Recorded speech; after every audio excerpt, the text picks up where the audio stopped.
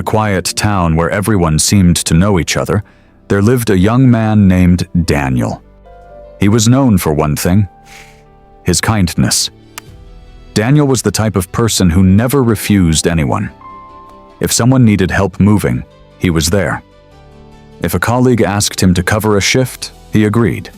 If a friend needed money, even when he barely had enough for himself, he still gave it. People admired him. Or at least that's what he believed.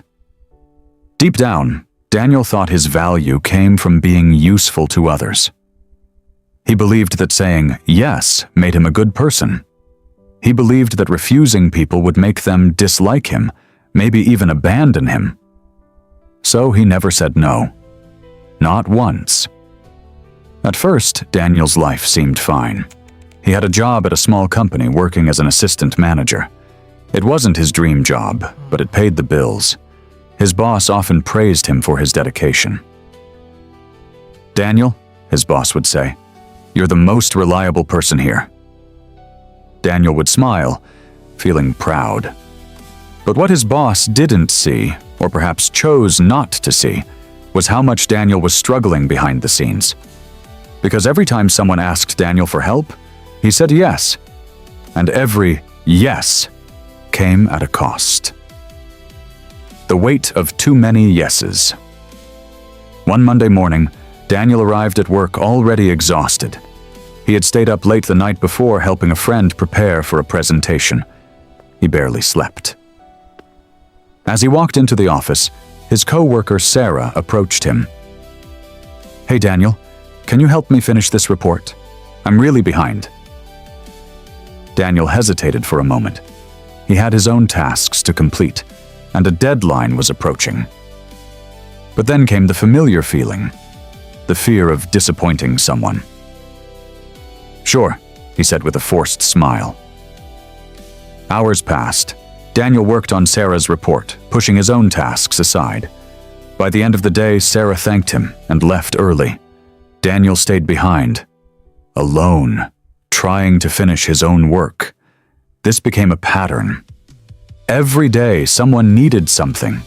Every day, Daniel said yes, and every night, he paid the price. He started missing deadlines. His performance began to drop. The same boss who once praised him now started to question him. "Daniel, what's going on? You've been slipping lately." Daniel didn't know what to say. How could he explain that he was failing because he was helping everyone else succeed? One evening, after a long and exhausting day, Daniel returned home to his small apartment. He dropped his bag on the floor and sat on the couch. For the first time in a long time, he felt something he couldn't ignore. He felt empty. Not tired, not stressed. Empty. His phone buzzed. It was his friend Mark. "Hey man, can you lend me some money? I'll pay you back next week." Daniel stared at the message. He opened his wallet. There was barely enough to get through the week. He closed his eyes. His mind raced with thoughts. If I say no, he'll think I'm selfish. What if he stops talking to me? What if people stop liking me? His fingers hovered over the phone. Then, without thinking, he typed, "Sure." He sent the money, and in that moment, something inside him broke. The cost of always saying yes days turned into weeks. Weeks turned into months. Daniel's life slowly began to fall apart. He was constantly stressed. He couldn't focus. He stopped taking care of himself. He skipped meals. He stopped exercising. He stopped doing the things he once loved. Even his relationships began to suffer. Not because people disliked him, but because he was never truly present. When he was with someone, he was thinking about the next thing he had to do. The next favor. The next yes. One day, something unexpected happened. Daniel was called into his boss's office. "Daniel," his boss said, "we need to talk." Daniel felt his heart sink. "You've been underperforming for months. We've given you chances to improve, but nothing has changed." Daniel tried to explain. "I've just been busy helping." His boss interrupted him. "This isn't about helping others. This is about your responsibilities. If you can't handle them, maybe this role isn't right for you." Daniel sat there, speechless. At the end of the meeting, he walked out with something he never thought he'd lose: his job. That night, Daniel walked aimlessly through the streets. He felt lost. For years, he had done everything he thought was right. He helped people. He put others first. He sacrificed his time, energy, and happiness.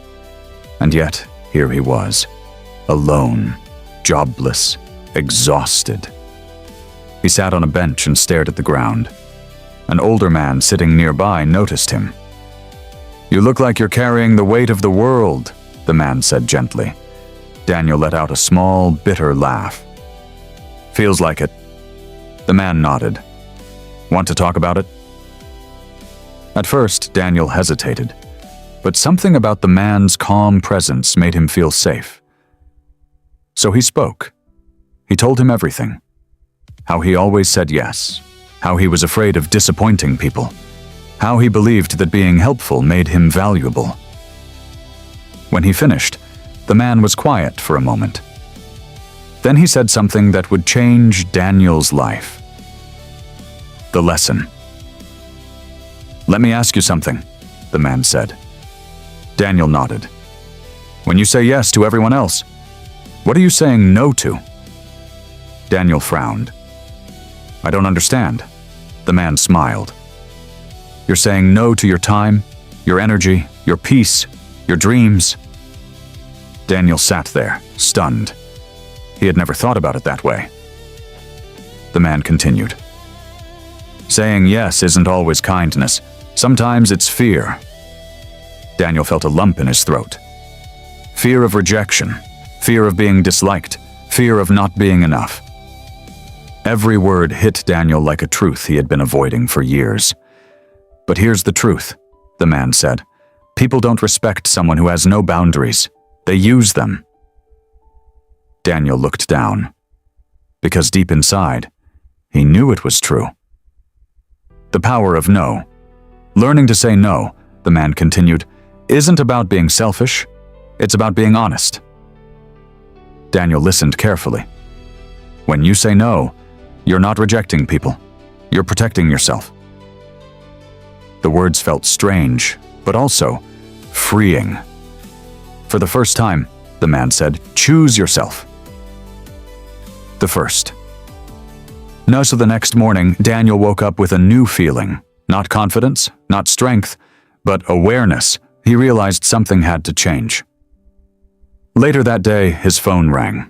It was Sarah from work. "Hey Daniel," she said. "I know you're not working here anymore, but can you help me finish a report? I'm really stuck." Daniel felt the familiar pressure, the instinct to say yes. But this time he paused. He took a deep breath.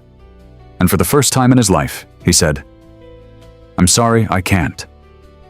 There was silence on the other end. "Oh, okay," Sarah said. And then she hung up. Daniel sat there, waiting for guilt, waiting for regret. But instead, he felt something unexpected. Relief. The transformation. At first, saying no was hard, really hard. Every time he did it, he felt uncomfortable. But with each no, something inside him grew stronger. He started setting boundaries. He started prioritizing his time. He started taking care of himself. Slowly, his life began to change. He found a new job. This time he focused on his own responsibilities. When coworkers asked for help, he helped, but only when he truly could. He stopped overcommitting. He stopped sacrificing himself. And something surprising happened. People began to respect him more.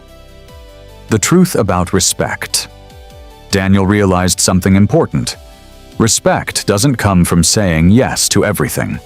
It comes from knowing your limits. It comes from valuing yourself. It comes from having the courage to say no. A new life months passed. Daniel was no longer the exhausted, overwhelmed person he used to be. He had balance. He had peace. He had control over his life. One evening, as he walked home from work, he passed the same bench where he had met the old man. But the man wasn't there. Daniel smiled, because he didn't need him anymore. The lesson had stayed. Final lesson. Saying no doesn't make you a bad person. It makes you a strong one, because every time you say no to something that drains you, you say yes to something that matters. Your time, your energy, your life. If you don't set boundaries, people will set them for you, and they will never choose what's best for you. Learn to say no, because sometimes it's the most powerful word you'll ever use.